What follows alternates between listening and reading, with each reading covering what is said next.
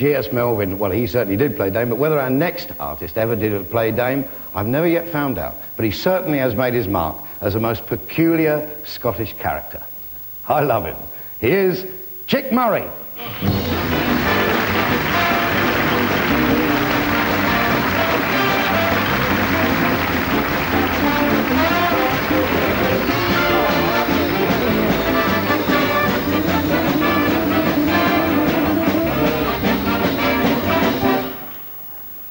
Half of that would have done me. Oh, you're very good. Yes. Now, I'm living with an aunt here. Well, it's my auntie. Well, it's not really my auntie. I think we all have this. This is my auntie. It's never your auntie. In this case, I know it's not my auntie. It's my uncle. He just likes to be called auntie. So he said to me, if you're passing the butcher, he said, get a sheep's head. I'm making some broth. I said, if I'm passing the butcher, I'll need to go into the butcher. Oh, he said, yes, he said. I said, I hope you don't think I'm being too cryptocatic. Oh, no, he said. No, it's just your ways, he said. Just then I felt pain, you know. And I thought, oh-ho. Was it oh-ho? No, it wasn't oh-ho. I'd have forgotten now, you know. It would happen on the television. Oh-ho. Oh, dear. I was worried about this. And I went straight to the doctor, the nearest doctor I could see, and I made my way into the waiting room. I mean, you've got to know a doctor fairly well to force yourself into a surgery. So I sat down just to let him see I'd been around. There was a bench, otherwise I never attempted it. You're all there, they're seated, and you're seated, and they're looking at you, and you're looking at them, wondering what's wrong with them. And then the door opened, and I looked, just to give myself something to do. I've seen a door opening before, there was no novelty, you know.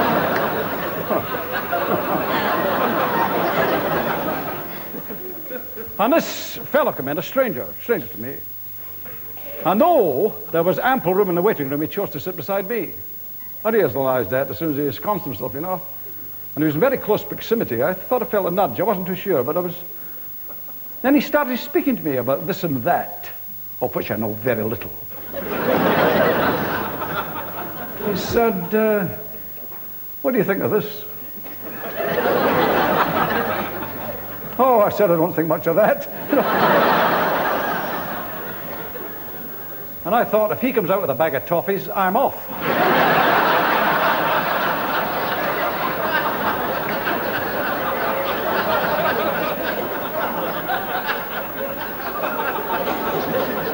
So, just as I was contemplating this, the door of the surgery opened, the doctor made his entry. Just a small fanfare, ta-da-da, you know. And he was wearing a kilt, very short, I thought, but still. Then he took a little run, stood in his hands. He said, how's that for a shuttlecock?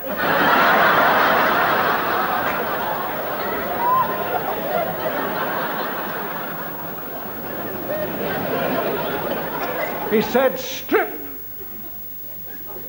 Strip. I said, don't you think you should take me out a couple of times first?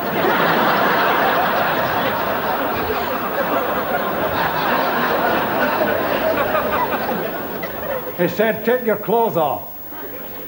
I said, where'll I put them? He said, put them on top of mine.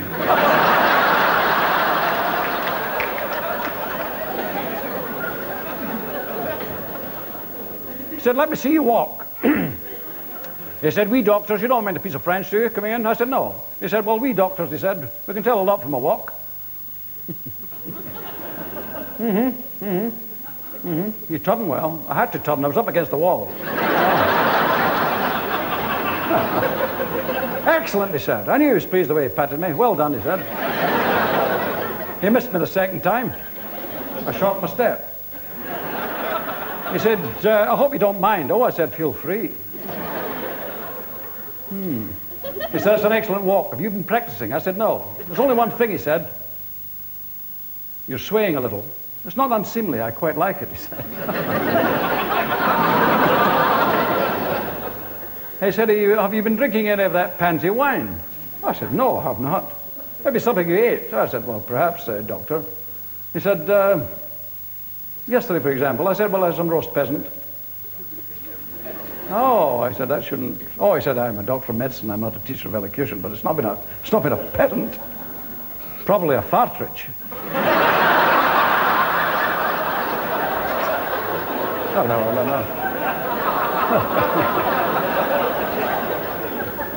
He said, bend over, he said. And I did that. He said, you're blushing. I don't know how he knew. He said, you're covered in tattoos too, he said.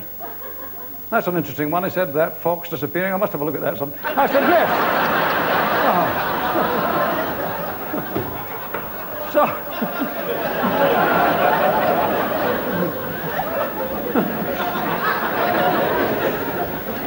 So I bent over, and I had positioned myself badly.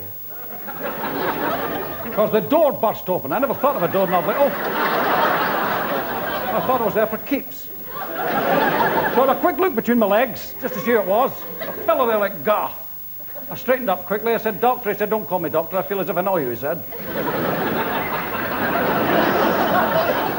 From now on, he said, it's first names. Call me Lance. I said, well, Lance, could you write me out a recipe? Now, make for the nearest... he said, go make to the chemist for that. I said, oh, all right, thank you. So I made to the nearest chemist, and the fellow said, yes. I said, there's the apothecary. Is he in? Oh, I said, we don't have one of these. I said, what about the pharmacist? No, I said, it's just me, the chemist.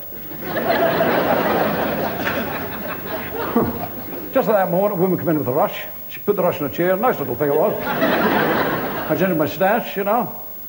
Hello. I said, oh, hello. I said, are you all right? Yes, thank you. So, see what you're getting? Oh, well, never mind. Yes. So he said to the woman, what is it? She said, it's my ulcer. Oh, he said, there's no need to call me sir.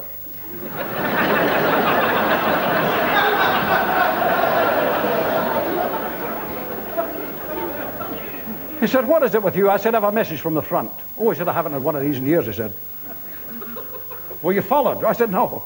Good, he said, good. Oh, he said, you're due some pills. He said, well, I put them in a box. I said, well, it'll save me rolling them all the way home.